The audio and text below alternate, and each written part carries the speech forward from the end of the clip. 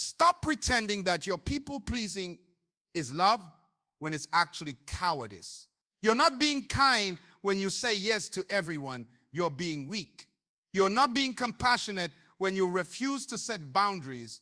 You're being scared of conflict. Every time you choose to make someone else comfortable instead of doing what's right, you're choosing their temporary happiness over your permanent purpose, and that's not noble. That's foolish. You are killing your destiny with kindness. Yes, you heard me right. The very thing you think makes you a good person is the poison that's destroying your purpose. Stop right there before you get offended.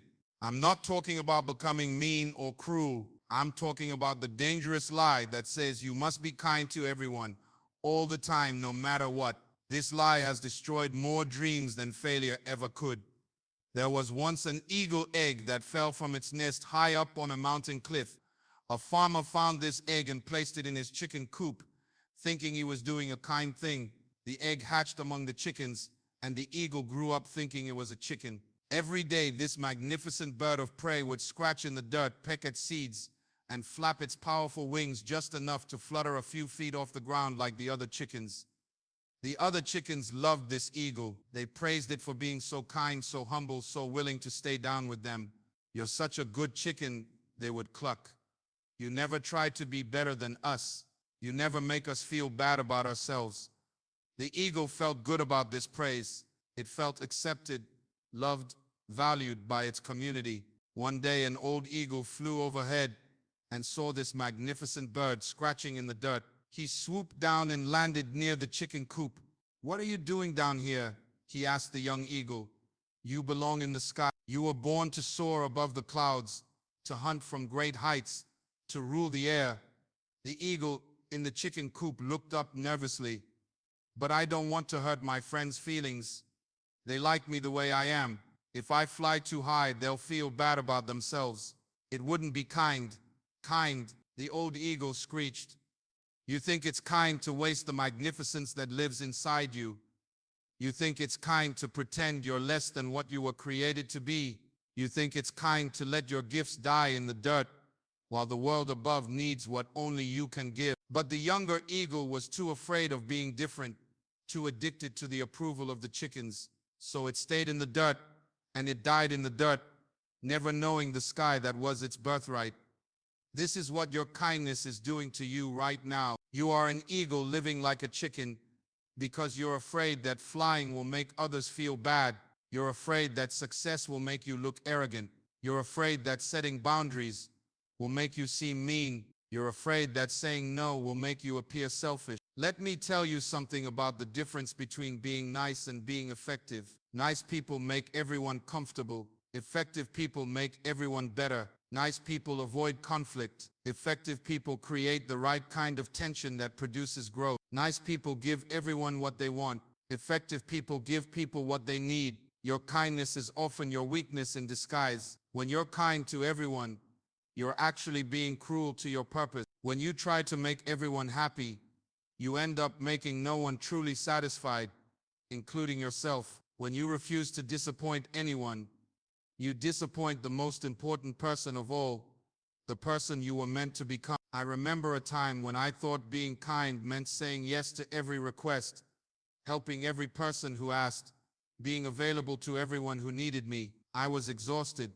overwhelmed, and frustrated. My family suffered because I gave my best energy to strangers. My own dreams sat on the shelf while I helped others achieve theirs. My health declined because I couldn't say no to one more meeting, one more favor, one more commitment. Then I met a mentor who changed my life with what seemed like cruelty but was actually the deepest kindness I had ever received. I went to him with a long list of commitments, complaining about how tired I was, how overwhelmed I felt.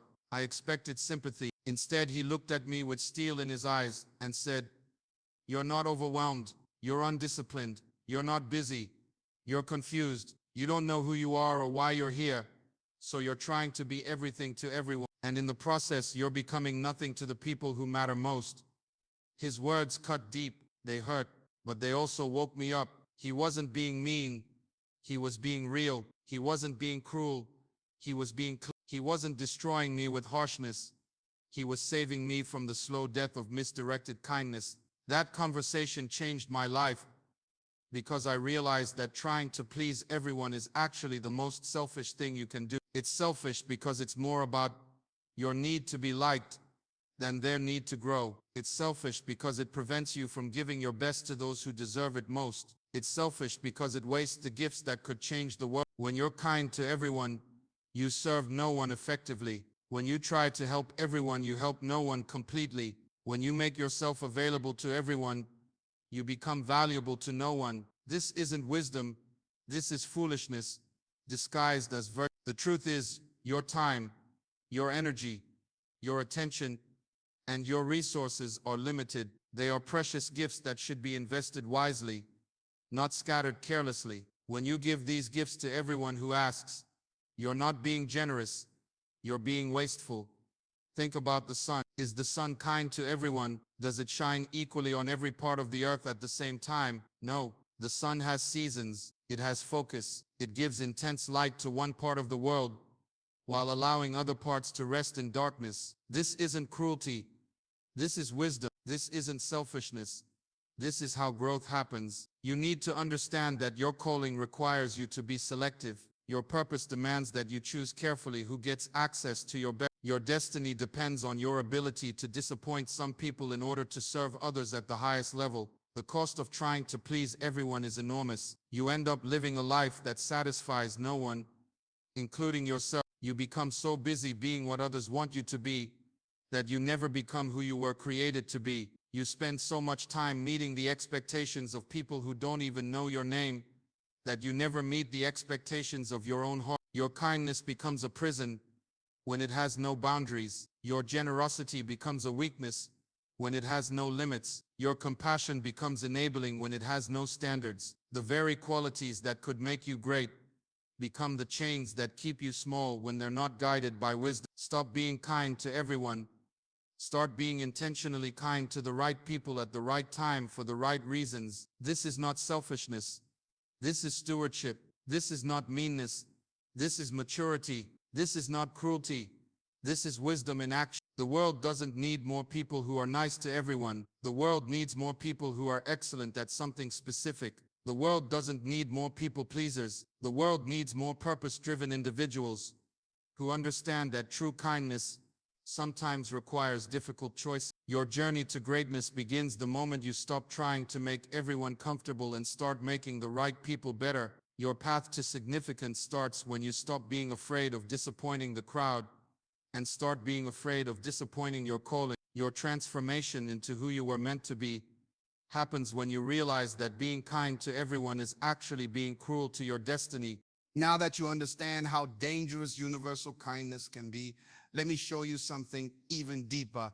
Let me show you why you do it.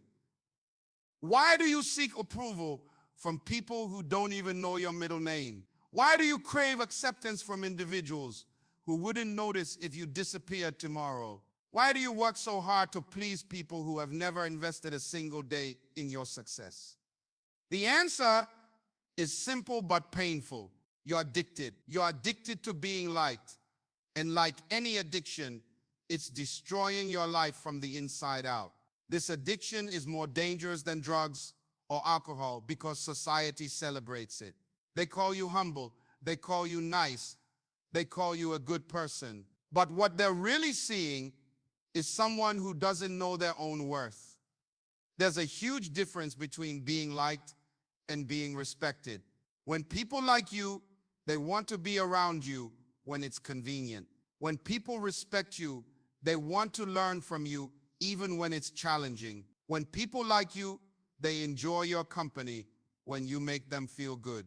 When people respect you, they value your wisdom even when it makes them uncomfortable.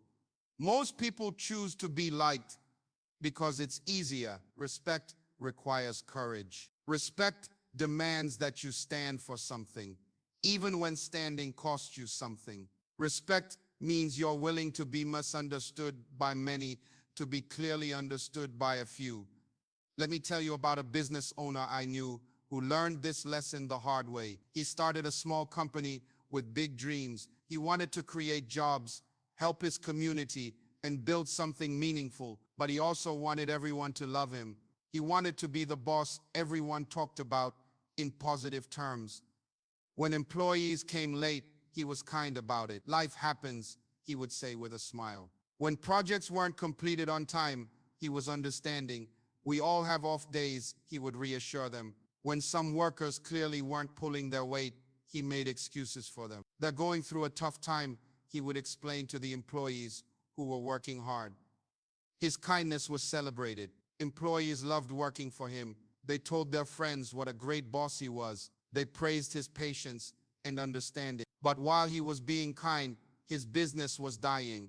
The hard-working employees got frustrated watching lazy workers get the same treatment. Quality declined because there were no real standards. Deadlines meant nothing because there were no real consequences. Within 3 years, the business collapsed. The employees he was so kind to, they found other jobs and moved on without looking back.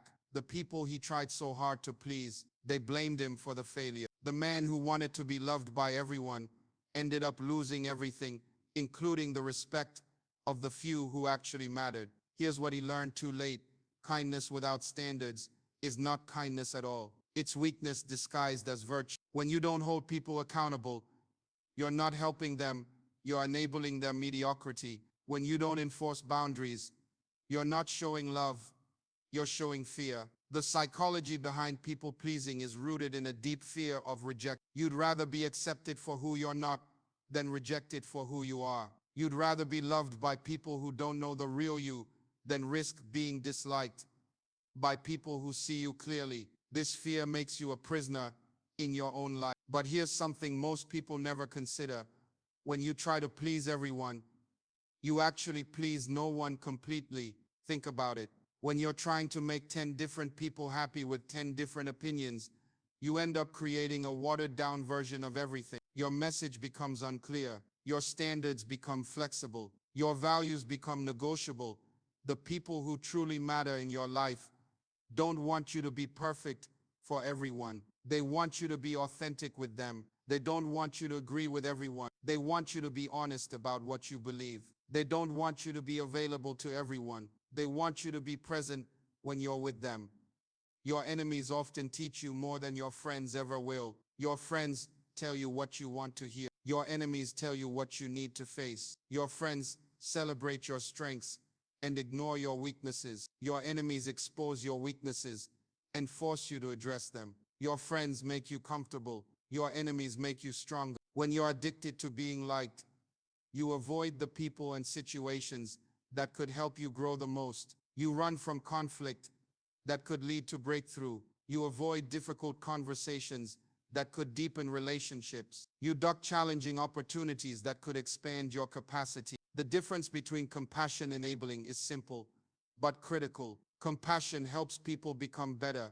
Enabling helps people stay the same. Compassion requires courage, because it sometimes means doing what's hard instead of what's easy. Enabling requires nothing, because it's always about taking the path of least resistance. When your child is struggling in school, compassion might mean removing distractions and creating structure, even if they complain. Enabling might mean making excuses for them and doing their homework. When your friend is in a destructive relationship, compassion might mean speaking truth, even if they get angry. Enabling might mean just listening and sympathizing while they make the same mistakes over and over. When your employee is not performing, compassion might mean clear expectations and consequences that help them improve or move on to something better suited for them. Enabling might mean lowering standards and accepting mediocrity because you don't want to hurt their feelings. The most successful people I know have learned to disappoint the right people at the right time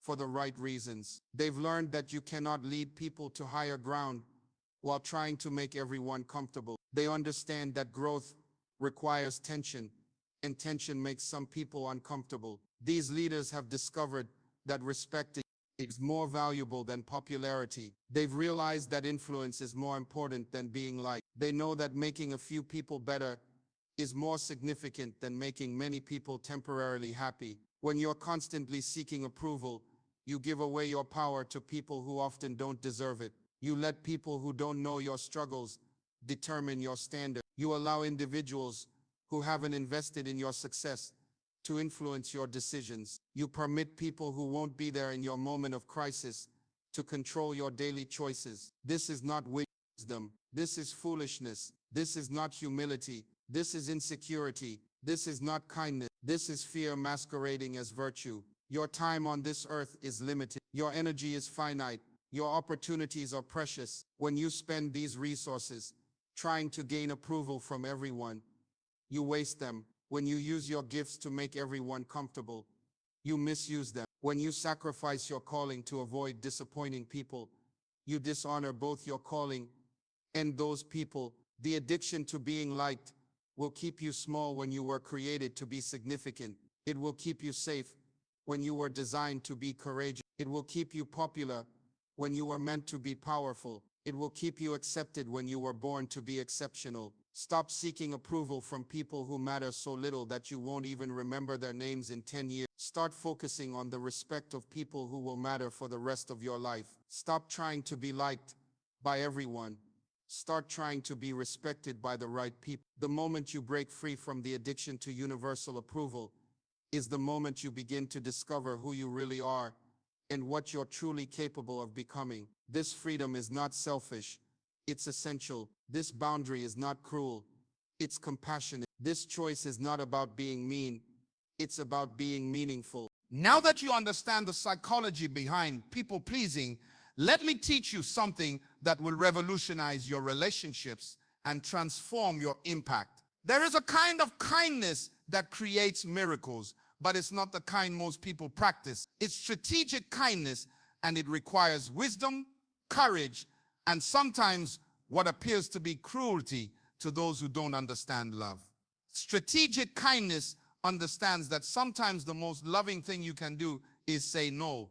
Sometimes the greatest gift you can give someone is disappointment. Sometimes the deepest compassion requires you to let people face the consequences of their choices rather than rescuing them from the lessons they need to learn. This kind of kindness is not popular because it demands maturity from both the giver and the receiver. It asks you to think beyond the immediate moment to the long-term impact. It requires you to care more about someone's growth than their temporary comfort. It demands that you value their potential more than their current opinion of you. Let me tell you about a parent who discovered this truth in the most painful way possible. This parent had a child who struggled with addiction. For years, every time the child got in trouble, the parent rushed to help. When the child needed money, the parent provided it. When the child needed a place to stay, the parent opened the door. When the child needed someone to believe their lies, the parent chose love over truth. Everyone praised this parent. Look how patient they are, people would say. Look how forgiving, how kind, how supportive. The parent felt good about being seen this way. It reinforced their sense of being a loving, caring person. But while the parent was being kind, the child was dying slowly, addiction taking more ground every day. One day, the child came home again, asking for help again, promising change again. But this time, something was different. The parent looked into their child's eyes and saw something that broke their heart: the absence of hope. The child didn't believe in their own promises anymore. They were going through the motions because it had always worked before, but there was no life in their words, no conviction in their commitment. That night, the parent made the hardest decision of their life. When the child came asking for help, the next day the parent said something that went against every instinct. I love you too much to help you stay sick. I love you too much to enable your destruction. I love you too much to pretend that what you're doing is okay. You cannot live here anymore. You cannot have my money anymore. You cannot have my excuses anymore. But you will always have my love. And when you're ready to get real help, I'll be the first person to support your recovery. The child was furious. They called the parent cruel, heartless. They told everyone who would listen how their own parent had abandoned them. Some people agreed. Some people criticized the parent for being so harsh. Some people said a real parent would never give up on their child. But this parent understood something those critics didn't.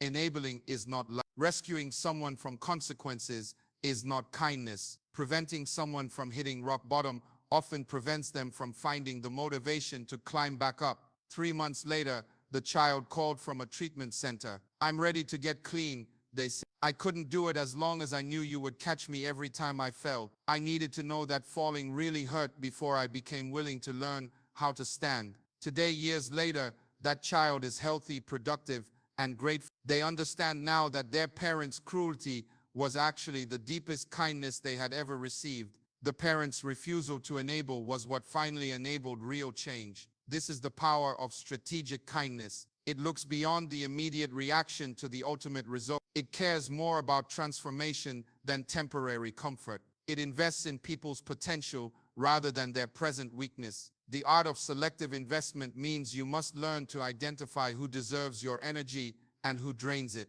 Not everyone who asks for your help should receive it. Not everyone who wants your attention deserves it. Not everyone who claims to need you actually benefits from your presence. There are people in your life who take your kindness and use it to fuel their dysfunction. There are people who see your compassion as weakness and exploit it. There are people who drain your energy without ever contributing to your growth or supporting your dreams. These people don't need more of your kindness, they need boundaries. Then there are people who multiply what you give them. There are people who take your investment and create something beautiful with it. There are people who value your time, respect your wisdom, and contribute to your journey while you contribute to theirs. These people deserve your best. The principle of not casting pearls before swine is not about looking down on people. It's about understanding that some people are not ready to receive what you have to offer. When you give your best to people who can't appreciate it, you waste something precious. When you share your deepest wisdom with people who aren't ready to hear it,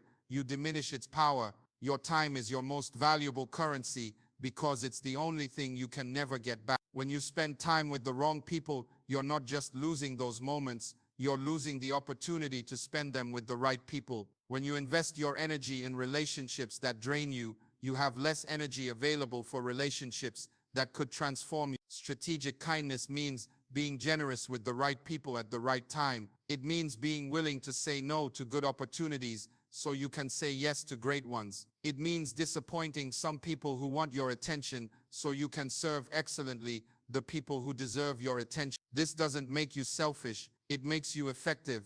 This doesn't make you mean, it makes you meaningful. This doesn't make you cruel, it makes you careful with the gifts you've been given. When you practice strategic kindness, amazing things begin to happen. The people who truly value you start getting more of your best instead of sharing it with those who take it for granted. Your relationships deepen because you're no longer spread so thin that you can't be present. Your impact increases because you're focusing your energy where it can make the biggest difference. The people who complain about your boundaries are usually the people who were benefiting from your lack of boundary. The people who call you selfish for having standards are usually the people who were taking advantage of your lack of standards. The people who criticize you for being strategic with your kindness are usually the people who were exploiting your indiscriminate generosity. This revelation will change everything for you. When you understand that the people who complain the loudest about your boundaries are often the people who needed them the most, you'll stop feeling guilty about setting them. When you realize that the people who call you mean for having standards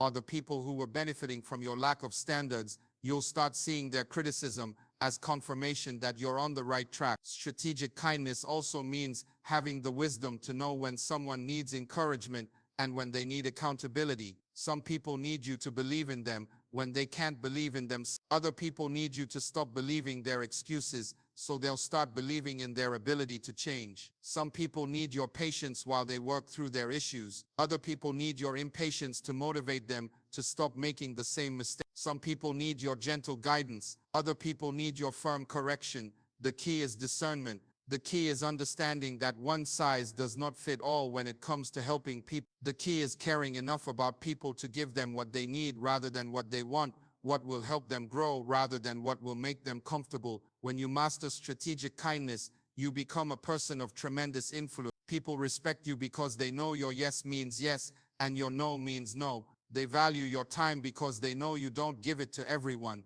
They listen to your advice because they know you don't give it lightly. You become someone whose presence makes a difference because you're not present everywhere. You become someone whose words carry weight because you don't waste them on people who won't listen. You become someone whose support transforms lives because you don't support everyone who asks for it. This is not about becoming hard or cold. This is about becoming wise and warm in the right places with the right people at the right time. This is about loving people enough to help them become better rather than enabling them to stay the same. This is about being kind in ways that actually create positive change rather than just creating temporary comfort. Strategic kindness will revolutionize your relationships, maximize your impact, and transform your life. But it requires courage, wisdom, and the willingness to be misunderstood by people who don't understand that true love sometimes requires difficult choices. Your calling and your character are directly connected, and unlimited kindness will dilute both.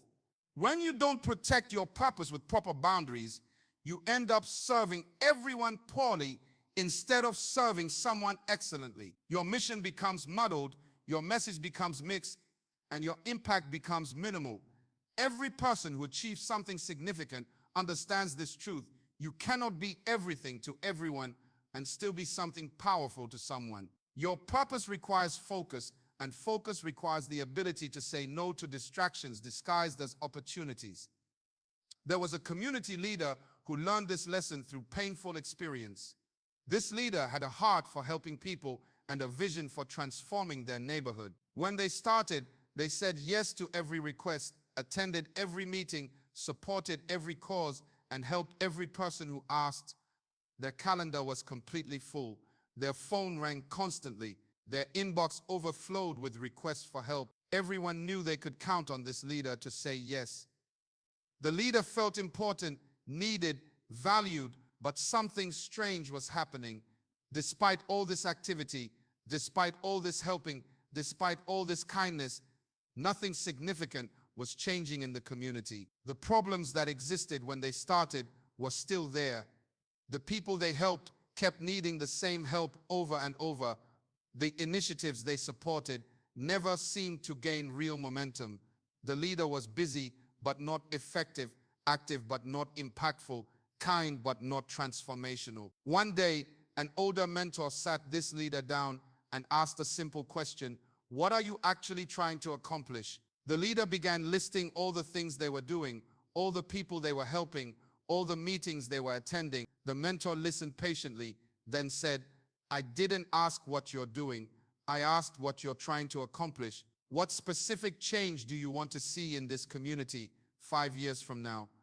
For the first time, the leader realized they didn't have a clear answer. They had been so busy being helpful that they had never defined what success looked like. They had been so focused on being available that they had never determined what they were actually available for. That conversation changed everything. The leader went home and spent 3 days alone, away from all the requests and demands, thinking about their true calling. They identified 3 specific changes they wanted to see in their community. They wrote down exactly what success would look like. They created a clear vision for their work. Then came the hard part. They had to start saying no. They had to disappoint people who expected their automatic yes. They had to let some good opportunities go so they could pursue great ones. They had to focus their energy on fewer things so they could excel at the things that mattered most. The reaction was immediate and painful. People who had always counted on this leader's support felt abandoned. Some called them selfish. Others accused them of changing, of becoming too big for their community, of forgetting where they came from. The criticism hurt because it came from people they cared about. But within 6 months, something amazing happened. The 3 areas they had chosen to focus on began showing real improvement. The quality of their work increased dramatically because they weren't spread so thin. Their impact deepened because they weren't scattered across so many different initiatives. Their leadership became more respected because people knew that when this leader committed to something, they gave it their all. 2 years later, the community had transformed in the exact ways the leader had envisioned. The people who had criticized them for setting boundaries were now benefiting from the focused excellence those boundaries had made possible. The leader had learned that disappointing some people in the short term was necessary to serve many people excellently in the long term. This is what boundaries do for your purpose. They protect your calling from the tyranny of the urgent. They shield your mission from the pressure of the immediate. They guard your vision from the distraction of the available. When you have unlimited kindness without boundaries, you create chaos instead of change. When you try to help everyone, you help no one completely. When you spread yourself across every need, you meet no need excellently.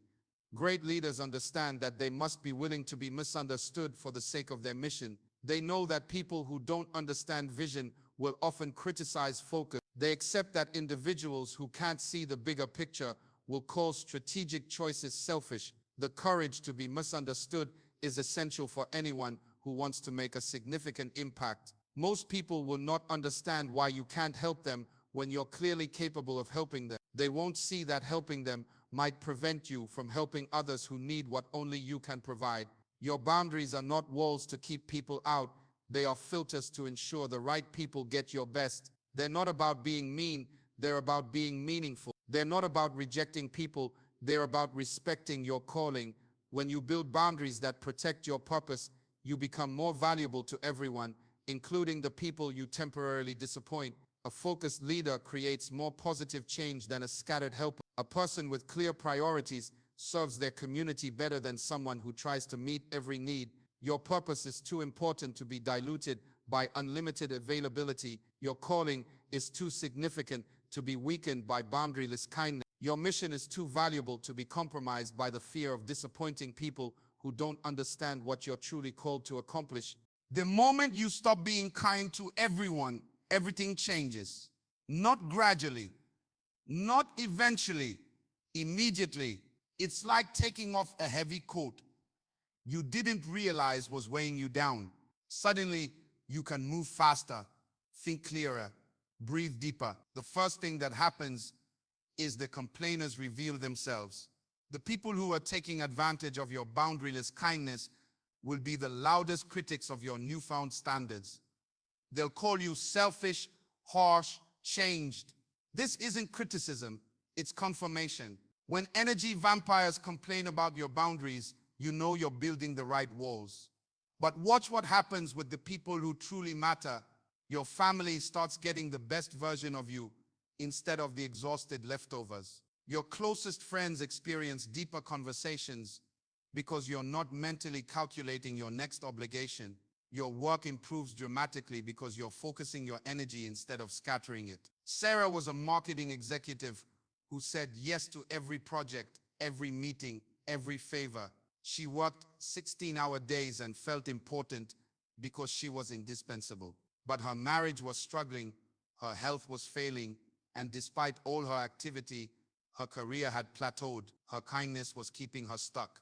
When Sarah finally learned to say no, the transformation was remarkable. She stopped attending meetings that didn't require her input. She delegated projects that others could handle. She focused on the 3 initiatives that aligned with her expertise and company goals.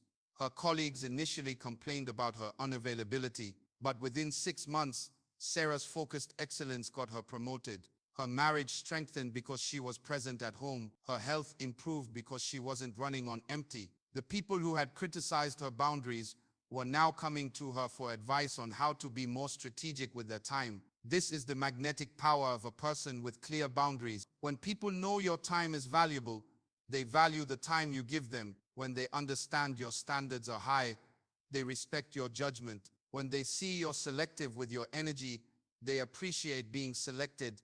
Respect replaces false love when you set standards. The shallow approval you received for being available to everyone gets replaced by deep respect from people who understand your worth. You stop collecting acquaintances and start building authentic relationships. You stop being liked by many and start being loved by few, the few who matter. Your legacy is not determined by how many people you pleased, but by how many people you transformed. History doesn't remember the people who were kind to everyone. It remembers the people who were excellent at something specific, who changed lives through focused impact rather than scattered niceness. The greatest gift you can give this world is the best version of yourself, fully focused on your highest calling. But that version of you can only emerge when you stop trying to be everything to everyone and start being exceptional to the people who deserve your excellence. Stop being kind to everyone. Start being strategically kind to the right people at the right time for the right reason. This isn't selfishness, it's stewardship. This isn't cruelty, it's compassion at its highest level. Your destiny is waiting on the other side of your boundaries. The person you were meant to become is trapped behind your fear of disappointing people who don't even know your dream. Break free, choose wisely, transform selectively. True love isn't kind to everyone. True love is excellent to those who matter most.